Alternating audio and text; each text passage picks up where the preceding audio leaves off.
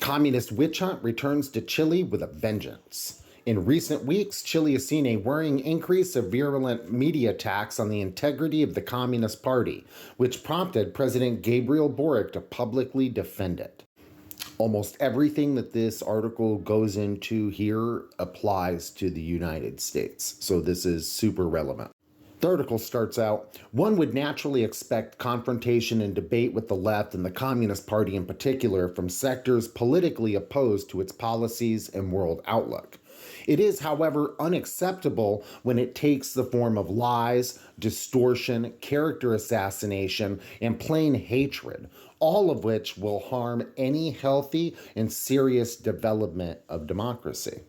It should not be forgotten that the right-wing and conservative sectors instigated the delegalization of the Communist Party of Chile and persecution of its militants, which led to hundreds of them being and or disappeared, and thousands being tortured, imprisoned, and forced into exile.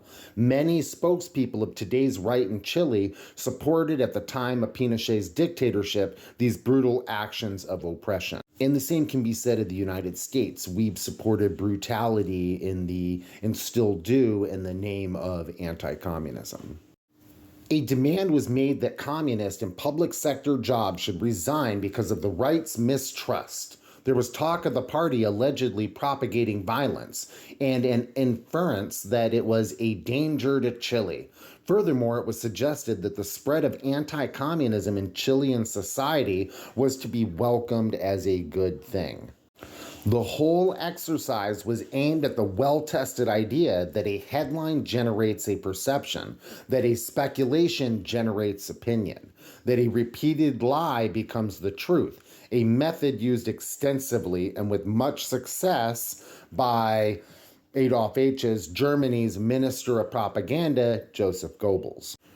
The Communist Party, according to data from the Electoral Service, has the largest number of members of any political party in the country, who tirelessly work to promote and popularize countless laws directly benefiting workers, women, pensioners, young people, fisherfolk, indigenous people, sportsmen, and women, as well as responding to other demands and registering their feedback. It is worth remembering that the communists, unlike the right-wing parties and their representatives, have never supported a coup d'etat, never defended policies of state terrorism, nor violated democratic frameworks. The same could be said here in the United States. The right wing here has supported an attempted coup d'etat, not communist. We do not support those types of actions. We have never defended policies of state terrorism. State terrorism has been used against us here. We have never violated democratic frameworks. We support democracy. Democracy here in the United States, bourgeois democracy, is used against us. We are kept out of the democratic process. It must be reiterated that the armed actions of the Communist Party during the dictatorship were against repressive bodies and the military regime, and took place within the framework of the right to rebel against tyranny and citizen resistance against fascism enshrined in the United Nations Charter.